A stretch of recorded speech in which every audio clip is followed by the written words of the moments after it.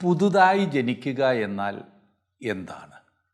നമ്മൾ ഒരുപാട് കേൾക്കുന്ന ഒരു പദപ്രയോഗമാണല്ലോ പുതുതായി ജനിക്കുക. അതെങ്ങനെ സംഭവിക്കുന്നു എന്ന് വ്യക്തമല്ലാത്തതിനാൽ അനേകരും തങ്ങളുടെ യഥാർത്ഥ സ്ഥിതി അറിയാതെ ചിന്താക്കുഴപ്പത്തിലാണ്. ഈ അനുഭവം എന്താകുന്നു എന്നും ഇത് എങ്ങനെ സംഭവിക്കുന്നുവെന്നും നമ്മുടെ കർത്താവ് തന്നെ വ്യക്തമാക്കിയിരിക്കുന്നത് നമുക്ക് ഒരുമിച്ച് ചിന്തിക്കാം.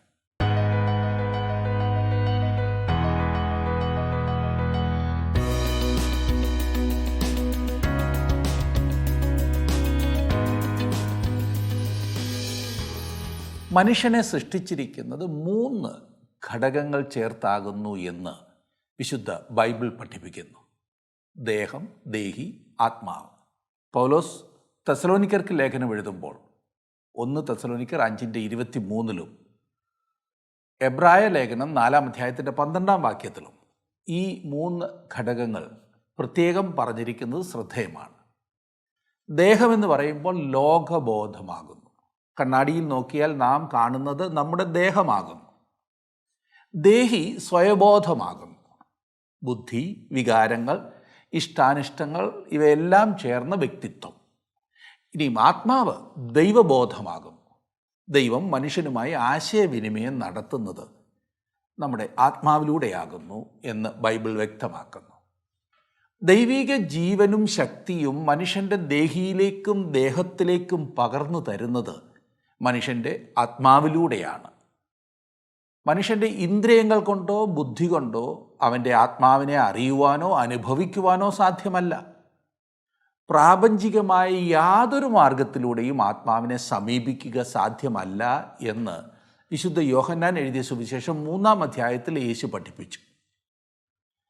പഠിപ്പും പത്രാസും ഉണ്ടായിരുന്ന നിക്കോദിമോസിന് ഈ സത്യം ഗ്രഹിപ്പാൻ കഴിഞ്ഞില്ല. ദേഹത്തിനും ദേഹിക്കും ആത്മാവിനും ആവശ്യമായ സകലതും നൽകിയാണ് ദൈവം ആദിയിൽ മനുഷ്യനെ സൃഷ്ടിച്ചത്. ദൈവത്തിൻ്റെ സ്വരൂപത്തിലും സാദൃശ്യത്തിലും സൃഷ്ടിക്കപ്പെട്ട മനുഷ്യൻ ദൈവവുമായുള്ള അഭേദ്യ സംസർഗത്തിൽ ജീവിച്ചു വന്നു.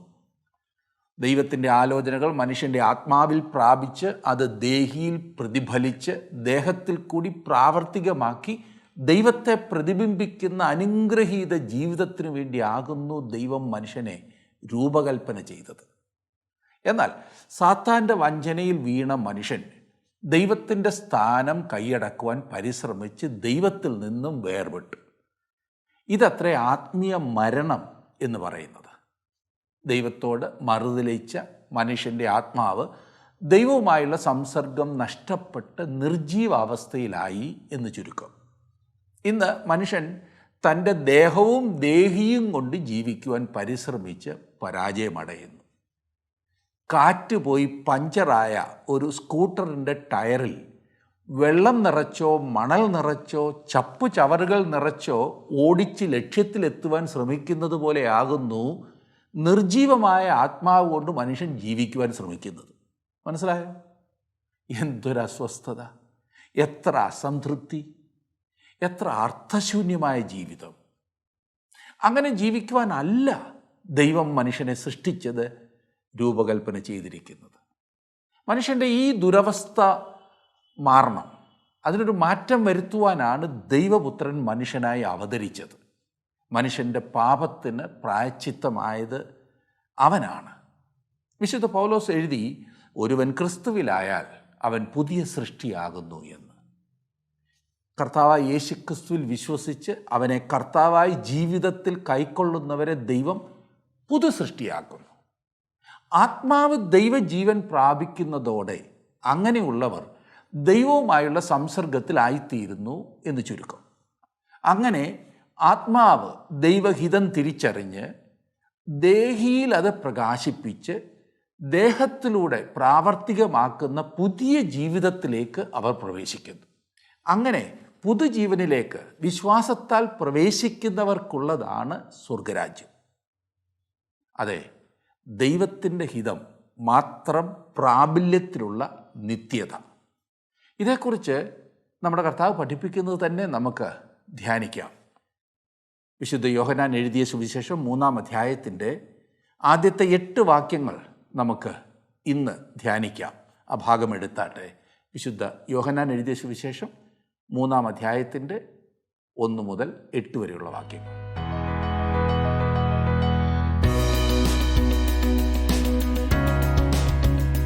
പരീശന്മാരുടെ കൂട്ടത്തിൽ യഹൂദന്മാരുടെ ഒരു പ്രമാണിയായി നിക്കോദിമോസ് എന്നു പേരുള്ള ഒരു മനുഷ്യൻ ഉണ്ടായിരുന്നു.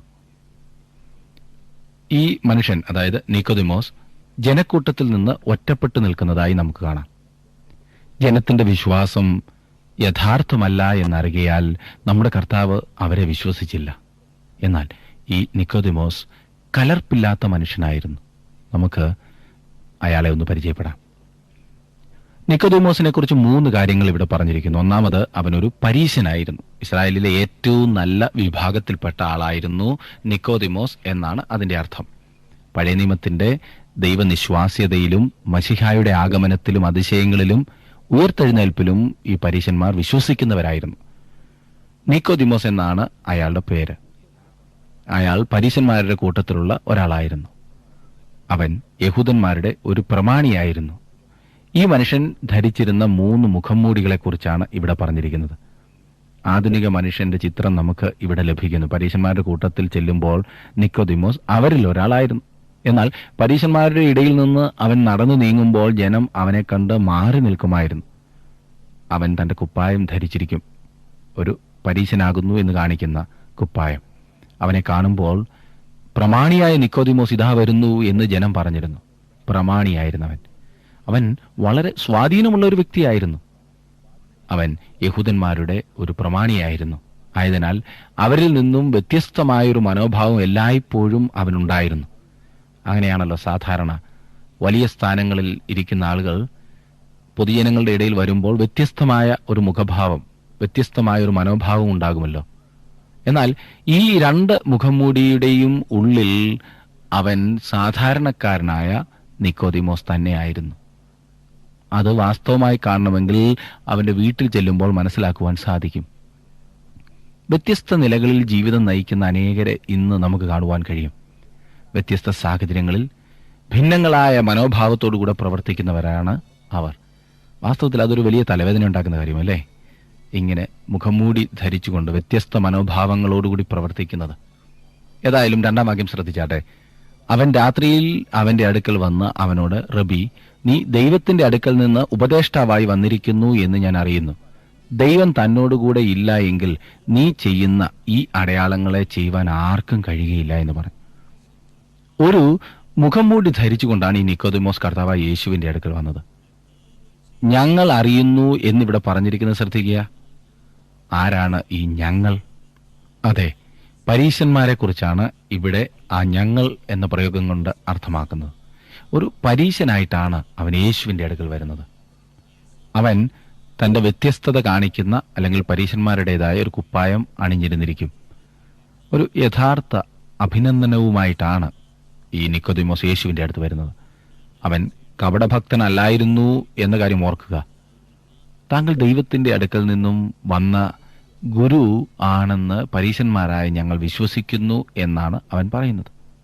ദൈവരാജ്യത്തെക്കുറിച്ച് സംസാരിപ്പാനാണ് അവൻ വന്നത് എന്നത്ര ഞാൻ ചിന്തിക്കുന്നത്.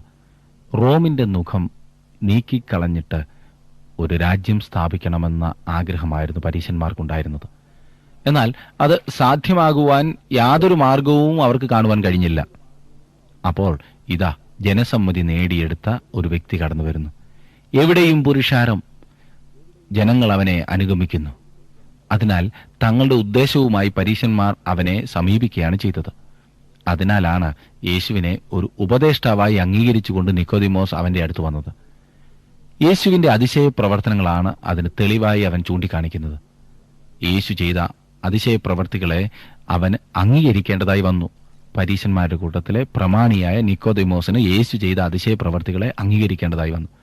അക്കാലത്ത് യേശുവിന്റെ അത്ഭുത പ്രവർത്തികളെ ആരും തന്നെ സംശയിക്കുകയോ ചോദ്യം ചെയ്യുകയോ ചെയ്തിരുന്നില്ല. യേശുക്രിസ്തുവിന്റെ എതിരാളികൾ പോലും അവന്റെ അതിശയങ്ങളെ സംശയിച്ചിരുന്നില്ല. എന്നാൽ ഇപ്പോൾ നമ്മുടെ ഈ കാലത്ത് 2000 വർഷത്തിന് ശേഷം അനേകായിരം മൈലുകൾ അകലെ ഇരുന്നു കൊണ്ട് നാം വേദപണ്ഡിതന്മാർ പോലും യേശുവിന്റെ അതിശയ പ്രവർത്തികളെ സംശയിക്കുകയും ചോദ്യം ചെയ്യുകയും ചെയ്യുന്നത് നമുക്കറിവുള്ള കാര്യമാണല്ലോ. എത്ര വലിയ മണ്ടത്തരമാകുന്നില്ലേ? 3-ാം വാക്യത്തിൽ നാം വായിക്കുന്നത്, യേശു അവനോട്, ആമേൻ ആമേൻ ഞാൻ നിന്നോട് പറയുന്നു, പുതുതായി ജനിച്ചില്ല എങ്കിൽ ദൈവരാജ്യം കാണുവാൻ ആർക്കും കഴിയുകയില്ല എന്നുത്തരം പറഞ്ഞു. ഈ നിക്കോദിമോസ് ദൈവരാജ്യത്തെക്കുറിച്ച് സംസാരിപ്പാനാണ് കടന്നു വന്നത് എന്ന് ഞാൻ ആദ്യമേ സൂചിപ്പിച്ചല്ലോ. ഞാൻ അങ്ങനെ പറഞ്ഞതിന്റെ കാരണം ഇതാണ്. അല്ലായിരുന്നുവെങ്കിൽ ഇടയ്ക്ക് കയറി നീ പുതുതായി ജനിക്കുന്നില്ല എങ്കിൽ ദൈവരാജ്യം നിനക്ക് കാണുവാൻ പോലും കഴിയുകയില്ല എന്ന് യേശു അവനോട് പറയുമായിരുന്നില്ല. കാരണം ഇവിടെ അതിനുള്ള പശ്ചാത്തലം ഒന്നും നാം കാണുന്നില്ലല്ലോ. ഇവിടെ ഇതാ ഒരു പരീശൻ. അവൻ വളരെയധികം മതഭക്തനായ മനുഷ്യനാണ്. എന്നിട്ടും നമ്മുടെ കർത്താവ് അവനോട് പറഞ്ഞു, അവൻ പുതുതായി ജനിക്കുന്നില്ല എങ്കിൽ അവന് ദൈവരാജ്യം കാണുവാൻ കഴിയുകയില്ല എന്ന്. ഈ നിക്കോദിമോസ് ദൈവരാജ്യത്തെക്കുറിച്ചും അതിൻ്റെ സ്ഥാപനത്തെക്കുറിച്ചും സംസാരിക്കുന്നതിനാണ് വന്നതെങ്കിൽ യേശുവിൻ്റെ ഈ പ്രസ്താവന അവനെ നിരാശനാക്കി എന്ന കാര്യത്തിൽ സംശയമില്ല. അതിനാൽ അവൻ പരീശന്റെ മൂടുപടം നീക്കിക്കളയുന്നു. എന്നാൽ അപ്പോഴും അവൻ യഹൂദന്മാരുടെ ഒരു പ്രമാണിയാണ്. നോക്കണേ, യേശു എത്ര ഭംഗിയായി അവനോട് സംസാരിക്കുന്നുവെന്ന്. ജീവിതത്തിൽ എത്ര വലിയ മതഭക്തി ഉണ്ടായിരുന്നാൽ തന്നെയും, എത്രയധികം നല്ല കാര്യങ്ങൾ ചെയ്തിരുന്നാൽ തന്നെയും പുതുതായി ജനിക്കുന്നില്ല എങ്കിൽ, ജീവിതത്തിൽ ക്രിസ്തുവുമായി വ്യക്തിപരമായൊരു ബന്ധത്തിൽ എത്തിച്ചേരുന്നില്ല എങ്കിൽ, ക്രിസ്തുവിൽ വിശ്വസിച്ച് ക്രിസ്തുവിന്റെ മരണത്തിലും ഉയർത്തെഴുന്നേൽപ്പിലും വിശ്വസിച്ച് രക്ഷ പ്രാപിക്കുന്നില്ല എങ്കിൽ, പുതുതായി ജനിക്കുന്നില്ല എങ്കിൽ ദൈവരാജ്യം കാണുവാൻ പോലും കഴിയുകയില്ല. എത്ര വ്യക്തമായിട്ടാണ് കർത്താവ് ഇവിടെ സംസാരിക്കുന്നത്. ഇനി 4-ാം വാക്യത്തിൽ നാം വായിക്കുന്നത്, നിക്കോദിമോസ് അവനോട്, മനുഷ്യൻ വൃദ്ധനായ ശേഷം ജനിക്കുന്നത് എങ്ങനെ? രണ്ടാമതും അമ്മയുടെ ഉദരത്തിൽ കടന്ന് ജനിക്കാമോ എന്ന് ചോദിച്ചു. അവൻ പുതുതായി ജനിക്കണം എന്ന് യേശു നിക്കോദിമോസിനോട് പറഞ്ഞു. ഈ നിക്കോദിമോസിന് ശാരീരിക ജനനത്തെക്കുറിച്ചല്ലാതെ യാതൊന്നും ചിന്തിപ്പാൻ പോലും കഴിഞ്ഞില്ല. പരീശന്റെ മൂടുപടം നീക്കിക്കളഞ്ഞ ശേഷം ഉടൻ തന്നെ അവൻ ചോദിക്കുന്നത് ഇത് എങ്ങനെ സാധ്യമാകും എന്നാണ്. നമ്മുടെ കർത്താവ് ശാരീരികമായ ജനനത്തെക്കുറിച്ചല്ല സംസാരിച്ചത്, ഒരു ആത്മീകമായ ജനനത്തെക്കുറിച്ചാണ് അവൻ സംസാരിക്കുന്നത്. എന്നാൽ ആത്മീകമായ ജനനത്തെക്കുറിച്ച് നിക്കോദിമോസിന് മനസ്സിലാക്കുവാൻ കഴിഞ്ഞില്ല. അത് ഗ്രഹിക്കുവാനുള്ള ആത്മീയ കഴിവ്, ആ കാഴ്ചപ്പാട് അവനില്ലായിരുന്നു എന്നതാണ് അതിന്റെ കാരണം. 5-ാം വാക്യം നോക്കിക്കേ. അതിന് യേശു, ആമേൻ ആമേൻ ഞാൻ നിന്നോട് പറയുന്നു, വെള്ളത്താലും ആത്മാവിനാലും ജനിച്ചില്ല എങ്കിൽ ദൈവരാജ്യത്തിൽ കടപ്പാൻ ആർക്കും കഴിയുകയില്ല. വെള്ളത്താലും ആത്മാവിനാലും ജനിക്കുക എന്നാൽ എന്താണ് അർത്ഥം? വെള്ളത്താൽ ജനിക്കുക എന്ന് പറഞ്ഞിരിക്കുന്നത് ജലസ്നാനത്തെ കുറിക്കുന്നതാകുന്നു എന്ന് ചിന്തിക്കുന്നവരുണ്ട്. ക്രിസ്തീയ സ്നാനം, അതായത് ആന്തരിക വിശ്വാസത്തിന്റെ ബാഹ്യ പ്രകടനമായ ജലസ്നാനം വളരെ പ്രധാനപ്പെട്ടതാണ്. ഞാൻ വിശ്വസിക്കുന്നു ഇത് വളരെ പ്രധാനപ്പെട്ടതാണ്. എന്നാൽ അതൊരിക്കലും രക്ഷയ്ക്കുള്ള ഉപാധി അല്ല. അങ്ങനെ പഠിപ്പിക്കുന്നത് വേദവിപരീതമാകുന്നു. ഞാൻ അനേകം വേദപണ്ഡിതന്മാരുടെ പഠനം ശ്രദ്ധിച്ചതിലും ഈ പറഞ്ഞത് സത്യമാകുന്നു. ഒരു വ്യക്തിയുടെ വിശ്വാസം പരസ്യമായി സാക്ഷിക്കുന്നതിന് ദൈവവചനം കാണിച്ചു തന്നിട്ടുള്ള പ്രധാനപ്പെട്ടതും നല്ലതുമായ ഒരു മാർഗമാകുന്നു ജലസ്നാനം. എന്നാൽ രക്ഷിക്കപ്പെടുവാനുള്ള ഒരു വ്യവസ്ഥ അല്ല സ്നാനം.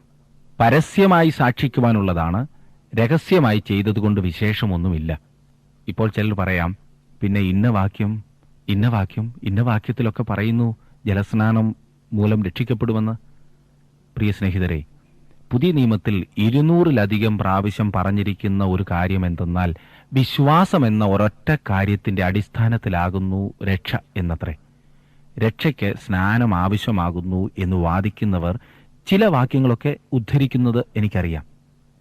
പക്ഷേ ഞാൻ പറയട്ടെ, നിങ്ങൾ 5 വാക്യം ഉദ്ധരിക്കുന്നുവെങ്കിൽ 200-ലധികം വാക്യങ്ങളിൽ ഞാൻ കാണിക്കാം രക്ഷയ്ക്ക് വിശ്വാസം എന്ന ഒരു കാര്യം മാത്രമാകുന്നു മുഖാന്തരമായിട്ടുള്ളത് എന്ന്. അല്ലാതെ പഠിപ്പിച്ചാൽ മറ്റ് പല ആചാരങ്ങളെയും നാം അവിടെ കൊണ്ടുവരേണ്ടതായി വരും. അതുകൊണ്ട് സ്നാനം പ്രധാനപ്പെട്ടതല്ല എന്ന് ഞാൻ ഒരിക്കലും പറഞ്ഞില്ല.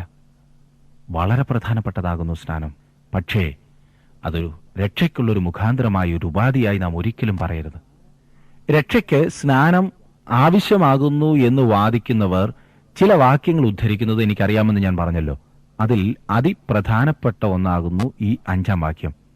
ഈ വാക്യത്തിന് ഞാൻ എന്ത് വ്യാഖ്യാനം നൽകും എന്ന് കാണുവാൻ പലരും കാത്തിരിക്കുന്നുണ്ടാകും.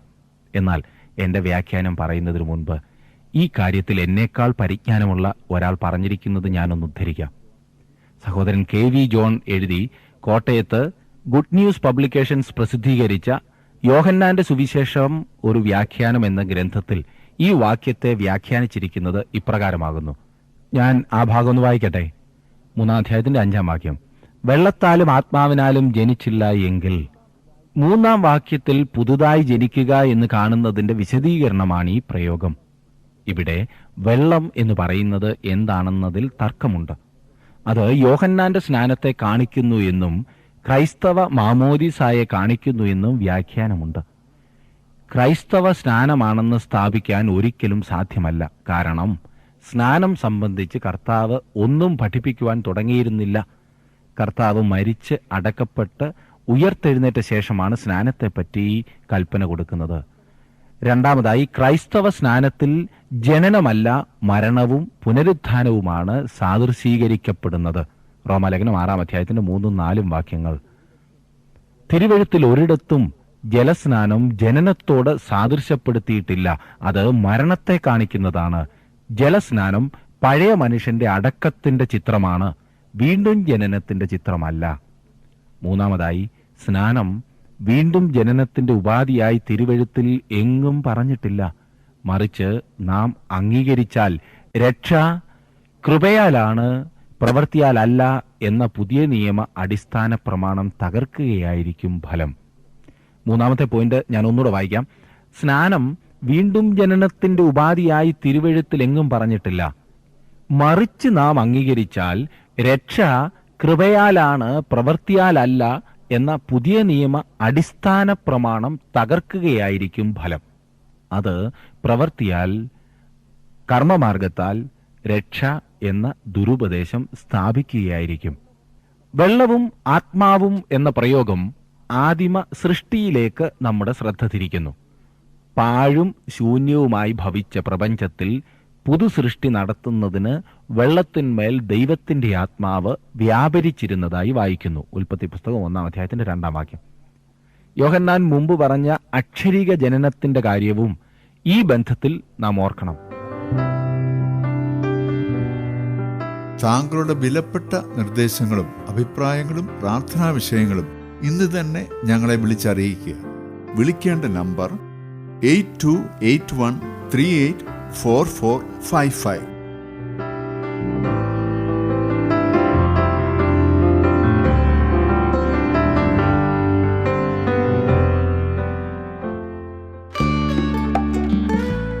ഇന്നത്തെ പ്രോഗ്രാം താങ്കൾക്ക് ഇഷ്ടപ്പെട്ടുവോ? എങ്കിൽ ഉടൻ തന്നെ ഞങ്ങൾക്കൊരു മിസ് കോൾ തരിക. അടുത്ത വിജയി ഒരുപക്ഷെ താങ്കളായിരിക്കാം.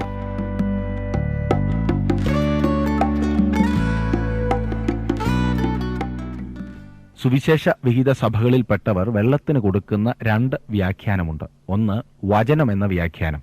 യെഹെസ്കേൽ പ്രവചനം 36-ാം അധ്യായത്തിന്റെ 25-ാം വാക്യത്തിലും 26-ാം വാക്യത്തിലും ഇസ്രായേലിന്റെ മേൽ നിർമ്മല ജലം തളിക്കും എന്ന് പറഞ്ഞ ശേഷം ദൈവാത്മാവിന്റെ കാര്യവും പറയുന്നു. ഇവിടെ ജലം വചനത്തിന്റെ ശുദ്ധീകരണ ശക്തിയെ കാണിക്കുന്നു. ആത്മാവിനോട് ചേർന്ന് വീണ്ടും ജനനം സാധിക്കാനുള്ള ഉപാധി ജലസ്നാനമല്ല, ദൈവവചനമാണ്. 1 പത്രോസ് 1:23, എഫെസ്യ ലേഖനം 5-ാം അധ്യായത്തിന്റെ 25-ഉം 26-ഉം വാക്യങ്ങൾ.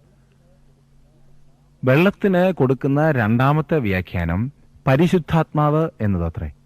യോഹന്നാൻ 7:38ഉം 39-ലും ജീവജലത്തിന്റെ നദികൾ എന്ന് പറഞ്ഞിരിക്കുന്നത് പരിശുദ്ധാത്മാവാണ് എന്ന് വ്യക്തമായി കാണുവാൻ സാധിക്കും. പഴയ നിയമത്തിൽ നിന്നുള്ള ഒരു ഉദാഹരണം നോക്കുക. യെശയ്യാപ്രവചനം 44:3 ദാഹിച്ചിരിക്കുന്നിടത്ത് ഞാൻ വെള്ളവും നിന്റെ സന്തതിമേൽ എൻ്റെ ആത്മാവിനെയും പകരും. വെള്ളം എന്ന് പറഞ്ഞിട്ട് അത് ആത്മാവാണെന്നും പറയുന്നു.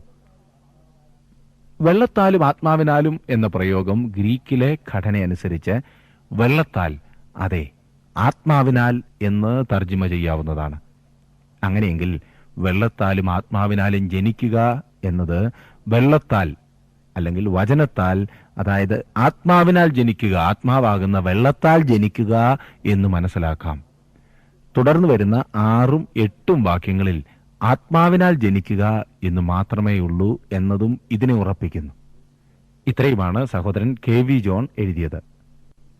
അർത്ഥവത്തായി തോന്നുന്നില്ലേ? അതെ സുഹൃത്തെ, നമ്മുടെ വിശ്വാസത്തെ വർദ്ധിപ്പിക്കുന്ന ഏതൊരു കാര്യവും ചെയ്യുന്നത് നല്ലതാണ്. എന്നാൽ ദൈവവചനം വ്യാഖ്യാനിക്കുന്നത് ശ്രദ്ധിച്ചു വേണം. ഇനിയും ഇത് ശാരീരികമായ ജനനത്തെ സൂചിപ്പിക്കുന്നു എന്ന് ചിന്തിക്കുന്നവരും കുറവല്ല. അതായത് വെള്ളത്താലും ആത്മാവിനാലും ജനിച്ചില്ല എങ്കിൽ എന്ന് പറഞ്ഞിരിക്കുന്ന ജനനം ശാരീരികമായ ജനനത്തെ സൂചിപ്പിക്കുന്നു എന്ന് ചിന്തിക്കുന്നവരും കുറവല്ല. എന്നാൽ ഇവിടെ അർത്ഥമാക്കിയിരിക്കുന്നത് ഇതല്ല.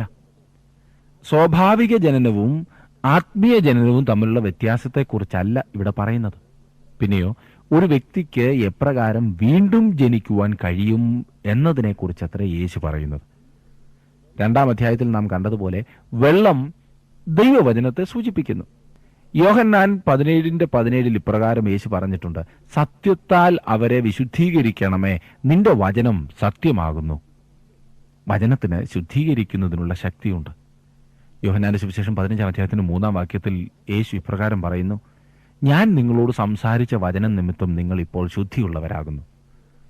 ദൈവവചനത്തെ വെള്ളത്തോട് സദൃശപ്പെടുത്തി ആവർത്തിച്ച് പറഞ്ഞിരിക്കുന്നു.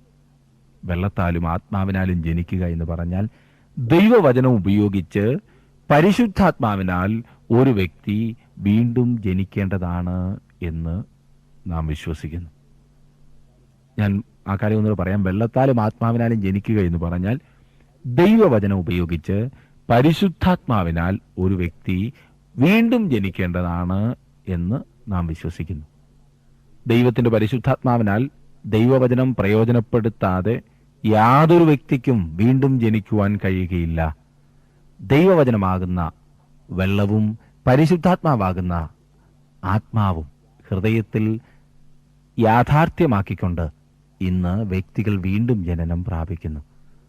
അപ്പോസ്തല പ്രവൃത്തികളുടെ പുസ്തകത്തിൽ 3 മാനസാന്തരത്തെക്കുറിച്ച് പറഞ്ഞിട്ടുണ്ട്. അവ ഉദാഹരണങ്ങളായിട്ടാണ് നമുക്ക് നൽകിയിരിക്കുന്നത്. എത്യോപ്യക്കാരനായ ഷണ്ണന്റെ മാനസാന്തരം, കൊർന്നല്യോസിന്റെ മാനസാന്തരം, പൗലോസിന്റെ മാനസാന്തരം. ഇവയത്രേ ഈ 3 മാനസാന്തരങ്ങൾ. ഈ 3 സംഭവങ്ങളിലും ദൈവത്തിന്റെ പരിശുദ്ധാത്മാവ് ഒരു ദൈവമനുഷ്യനിൽ കൂടി നൽകിയ ദൈവവചനം ഉപയോഗപ്പെടുത്തിയതായി കാണാവുന്നതാണ്. ദൈവത്തിന്റെ പരിശുദ്ധാത്മാവ് ദൈവവചനം ഉപയോഗപ്പെടുത്തിക്കൊണ്ട് വ്യക്തികളെ മാനസാന്തരത്തിലേക്ക് നയിക്കുന്നതിനെയാണ് വെള്ളത്താലും ആത്മാവിനാലും ജനിക്കുക എന്ന് പറഞ്ഞിരിക്കുന്നതിനാൽ അർത്ഥമാക്കിയിരിക്കുന്നത്. അതുകൂടാതെ നിക്കോദിമോസിന് ദൈവരാജ്യത്തിൽ പ്രവേശിപ്പാൻ കഴിയുകയില്ല, ദൈവരാജ്യം കാണുവാൻ പോലും കഴിയുകയില്ല. പുതുതായി ജനിക്കുക, യേശുക്രിസ്തുവിലുള്ള വിശ്വാസത്താലുള്ള ജനനം, ഇത് ദൈവത്തിന്റെ വചനത്താലും ദൈവത്തിന്റെ പരിശുദ്ധാത്മാവിലും ആകുന്നു സംഭവിക്കുന്നത്. ഇനി 6-ാം വാക്യത്തിൽ നാം വായിക്കുന്നത്, ജഡത്താൽ ജനിച്ചത് ജഡമാകുന്നു, ആത്മാവിനാൽ ജനിച്ചത് ആത്മാവാകുന്നു. നമ്മുടെ ജഡത്തെ, അതായത് നമ്മുടെ പഴയ സ്വഭാവത്തെ നീക്കുവാനല്ല ദൈവം ഉദ്ദേശിക്കുന്നത്. അതിനെ മാറ്റുവാൻ കഴിയുകയില്ല എന്നതത്രേ വാസ്തവം. തെറ്റിദ്ധരിക്കരുത്, ഞാൻ പറയുന്നത് മുഴുവൻ കേട്ടാട്ടെ. ദൈവവചനത്തിൽ അതേക്കുറിച്ച് വളരെയധികം കാര്യങ്ങൾ പറഞ്ഞിട്ടുണ്ട്. നമ്മുടെ പഴയ സ്വഭാവം ദൈവത്തോടുള്ള ശത്രുതയിലാണ്. ജഡത്തിന്റെ ചിന്ത ദൈവത്തോട് ശത്രുത്വമാകുന്നു. അത് ദൈവത്തിന്റെ ന്യായപ്രമാണത്തിന് കീഴ്പ്പെടുവാൻ കഴിയുന്നതുമല്ല. ജഡ സ്വഭാവമുള്ളവർക്ക് ദൈവത്തെ പ്രസാദിപ്പിക്കാൻ കഴിവില്ല. റോമാലേഖനം 8-ാം അധ്യായത്തിന്റെ 7-8 വാക്യങ്ങളാണ് ഞാൻ വായിച്ചത്. നമ്മുടെ പഴയ സ്വഭാവത്തെ വീണ്ടെടുക്കുന്നതിനോ നന്നാക്കുന്നതിനോ ശക്തിപ്പെടുത്തുന്നതിനോ രക്ഷിക്കുന്നതിനോ ദൈവത്തിന് യാതൊരു പദ്ധതിയുമില്ല. ആ പഴയ സ്വഭാവം നമ്മോടൊപ്പം ശവക്കുഴിയിലേക്ക് പോകേണ്ടതാണ്. നാം മരിക്കുന്നതിന് മുൻപ് നമ്മുടെ കർത്താവ് വരുന്നുവെങ്കിൽ കണ്ണിമയ്ക്കുന്നതിനിടയിൽ നാം രൂപാന്തരപ്പെടും. അതായത് നമ്മുടെ പഴയ സ്വഭാവം നാം വിട്ടുകളയും. അത് ഒരിക്കലും ദൈവത്തോട് അനുസരണമുള്ളതായിരിക്കുകയില്ല. ജഡത്താൽ ജനിച്ചത് ജഡമാകുന്നു. അത് ഒരു പ്രത്യക്ഷ പ്രമാണമാണ്. ജഡത്തെ രക്ഷിക്കുവാൻ ദൈവത്തിന് ഉദ്ദേശമില്ല. ഈ പഴയ സ്വഭാവത്തിന്റെ സ്ഥാനത്ത് പുതിയ സ്വഭാവം ഉണ്ടാകേണ്ടിയിരിക്കുന്നു. അല്ലാതെ പഴയ സ്വഭാവത്തെ പോളിഷ് ചെയ്ത് അല്ലെങ്കിൽ പുതുതായി പെയിന്റ് അടിച്ച് പൗഡറൊക്കെ ഇട്ട് ഇരുത്തുകയല്ല. ഇന്ന് അനേകരും അങ്ങനെയാണ് ചെയ്യുന്നത്. പലപ്പോഴും പഴയ സ്വഭാവമാകുന്നു ചാടിക്കയറി മുൻപിൽ വരുന്നത്, ഇല്ലേ? എന്നാൽ ദൈവം ആഗ്രഹിക്കുന്ന ഈ പുതിയ സ്വഭാവം ലഭിക്കുന്നതിന് വേണ്ടി ഞാനും നിങ്ങളും ആത്മീയമായി ജനിക്കേണ്ടത് ആവശ്യമത്രേ എന്നത്രേ. ഇനിയും 3-ാം അധ്യായത്തിന്റെ 7ഉം 8ഉം വാക്യങ്ങൾ കൂടി നമുക്ക് നോക്കാം. 7ഉം 8ഉം വാക്യങ്ങൾ. നിങ്ങൾ പുതുതായി ജനിക്കണമെന്ന് ഞാൻ നിന്നോട് പറകയാൽ ആശ്ചര്യപ്പെടരുത്. കാറ്റ് ഇഷ്ടമുള്ളയിടത്ത് ഊതുന്നു, അതിൻ്റെ ശബ്ദം നീ കേൾക്കുന്നു, എങ്കിലും അത് എവിടെ നിന്ന് വരുന്നു എന്നും എവിടേക്ക് പോകുന്നു എന്നും അറിയുന്നില്ല. ആത്മാവിനാൽ ജനിച്ചവനെല്ലാം അതുപോലെയാകുന്നു എന്നുത്തരം പറഞ്ഞു. കാറ്റ് എവിടെ നിന്നാണ് വരുന്നത് എന്ന്, എവിടേക്ക് അത് പോകുന്നു എന്നും നിങ്ങൾക്ക് പറയുവാൻ കഴിയുകയില്ല. ഇതത്ര യേശു പറയുന്നത്. കാറ്റിൻ്റെ ശക്തിയെ ഇന്ന് മനുഷ്യന് നിയന്ത്രിക്കുവാൻ കഴിയാത്ത ഒന്നത്രേ. കാറ്റിഷ്ടമുള്ളയിടത്ത് ഊതുന്നു, അതിൻ്റെ ഗതിയെ തിരിച്ചുവിടുന്നതിനോ വ്യത്യാസപ്പെടുത്തുന്നതിനോ നമുക്ക് കഴിയുകയില്ല. കാറ്റിനെ നിയന്ത്രിക്കുന്ന കാര്യത്തിൽ നാം ഇതേവരെയും വിജയിച്ചിട്ടില്ല. ഒരു പ്രത്യേക സ്ഥലത്ത് ഒരുപക്ഷെ നമുക്ക് അതിനെ നിയന്ത്രിക്കുവാൻ സാധിച്ചെന്നിരിക്കും. ഞാൻ ഉദ്ദേശിച്ചത് മൊത്തമായി. കാറ്റിനെ നിയന്ത്രിക്കുവാൻ കഴിയുകയില്ലെങ്കിലും അത് എപ്പോൾ ഊതുന്നു എന്ന് താങ്കൾക്ക് പറയുവാൻ കഴിയും. വഴിയിൽ നിൽക്കുമ്പോൾ ഇതാ കാറ്റടിക്കുന്നു എന്ന് താങ്കൾക്ക് പറയുവാൻ കഴിയും. കാറ്റുണ്ടാകുമ്പോൾ അത് നമുക്ക് മനസ്സിലാക്കുവാൻ കഴിയും, അത് നമുക്ക് അനുഭവിക്കുവാൻ കഴിയും. ആത്മാവിനാലുള്ള ജനനത്തെക്കുറിച്ച് വിവരിക്കുവാൻ എനിക്കറിവില്ല. കാറ്റിഷ്ടമുള്ളയിടത്ത് ഊതുന്നു, അതിൻ്റെ ശബ്ദം നീ കേൾക്കുന്നു, എങ്കിലും അത് എവിടെ നിന്ന് വരുന്നു എന്നും എവിടേക്ക് പോകുന്നു എന്നും അറിയുന്നില്ല. ആത്മാവിനാൽ ജനിച്ചവനെല്ലാം അതുപോലെയാകുന്നു. ദൈവത്തിൻ്റെ ആത്മാവ് എപ്രകാരമാണ് പ്രവർത്തിക്കുന്നതെന്ന് വ്യക്തമായി പറയുവാൻ എനിക്ക് സാധ്യമല്ല. എന്നാൽ അവൻ തൻ്റെ ജനത്തിൻ്റെ ജീവിതത്തിലും ഹൃദയങ്ങളിലും പ്രവർത്തിക്കുന്നത് കണ്ടു മനസ്സിലാക്കുവാൻ നമുക്ക് കഴിയും. നമ്മുടെ കർത്താവ് അതത്രേ ഇവിടെ പറഞ്ഞിരിക്കുന്നത്. കാറ്റ് അദൃശ്യമാണെങ്കിലും അതിൻ്റെ പ്രവൃത്തികൾ ദൃശ്യമായിരിക്കുന്നത് പോലെ ആവണം മനുഷ്യഹൃദയങ്ങളിൽ ദൈവത്തിൻ്റെ പ്രവർത്തനം. ആത്മാവിൻ്റെ പ്രവർത്തനം ഫലത്താൽ തിരിച്ചറിയാം. ആത്മാവിനാൽ ജനിച്ചവനെല്ലാം അതുപോലെയാകുന്നു എന്ന് പറഞ്ഞാൽ ദൈവാത്മാവിൻ്റെ അദൃശ്യമായ വ്യാപാരത്തിന് വിധേയനാകുന്ന വിശ്വാസിയിൽ ദൃശ്യമായ ഫലങ്ങൾ കാണുന്നു.